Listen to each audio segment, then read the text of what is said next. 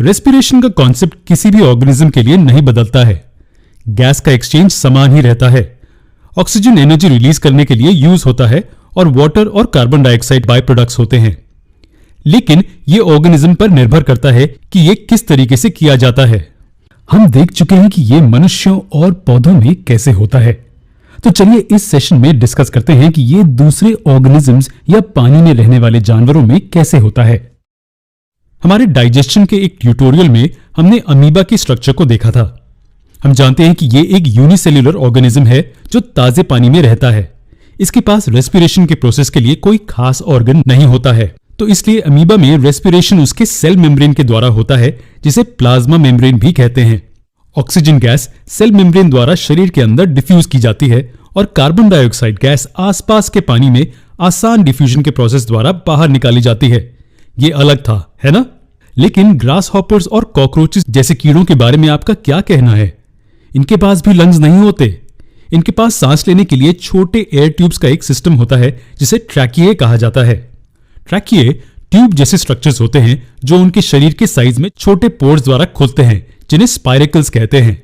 Respiration के दौरान oxygen से भरी हवा इनके शरीर में स्पाइरेकल्स के द्वारा प्रवेश करती है और ये पूरे शरीर में ट्रैकिए के नेटवर्क से पास होती हैं। फूड जब ब्रेक डाउन होता है तो बड़ी मात्रा में कार्बन डाइऑक्साइड गैस और एनर्जी प्रोड्यूस होती है। ये फिर इसी ट्रैकिए के नेटवर्क के जरिए बॉडी से रिलीज कर दिए जाते हैं। लेकिन हवा इनके अंदर और बाहर कैसे आती जाती है?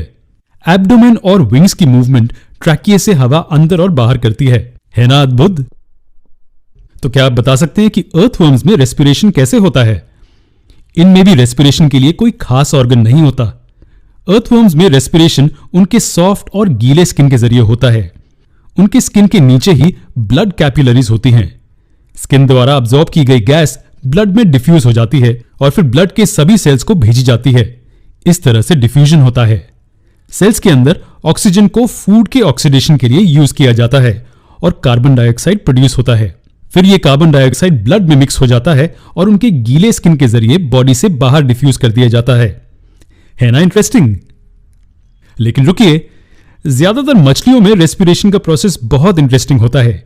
ये गिल्स, जो कि स्पेशल रेस्पिरेटरी ऑर्गन्स होते हैं, उनके जरिए होता है। अब हवा के मुकाबले पानी से ऑक्सीजन को प्राप्त करना ज्यादा मुश्किल होता है, इसलिए पानी से ऑक्सीजन प्राप्त करने के लिए मछलियों के पास स्पेशल सिस्टम्स होते हैं। कुछ मछलियां पानी में मौजूद लगभग 80% ऑक्सीजन प्राप्त कर लेते हैं। अब्सॉर्ब किया ऑक्सीजन फिर खून के जरिए बॉडी के सभी सेल्स तक पहुंचाया जाता है और फिर खून के जरिए कार्बन डाइऑक्साइड गिल्स तक वापस लौटाया जाता है। अंत में गिल्स अपने जरिए पास होता हुआ कार्बन डाइऑक्साइड पानी में रिलीज कर देते हैं। इसे हम डिटेल में अलग ट्यूटोरियल में पढ़ेंगे, जहां हम सिर्फ मछलियों में रेस्पिरेशन के बारे में बात करेंगे। खैर, ये कुछ ऐसे एग्जाम्पल्स थे जिनमें अलग अलग तरीकों से रेस्पिरेशन होता है, लेकिन रेस्पिरेशन का बेसिक प्रिंसिपल को भूलिएगा नहीं। शरीर द्वारा ऑक्सीजन का यूज किया जाता है हमारे खाने को ऑक्सीडाइज करने के लिए और एनर्जी जनरेट करने के लिए, और पानी और कार्बन डाइऑक्साइड बाय प्रोडक्ट्स के रूप में रिलीज किए जाते हैं। See you there.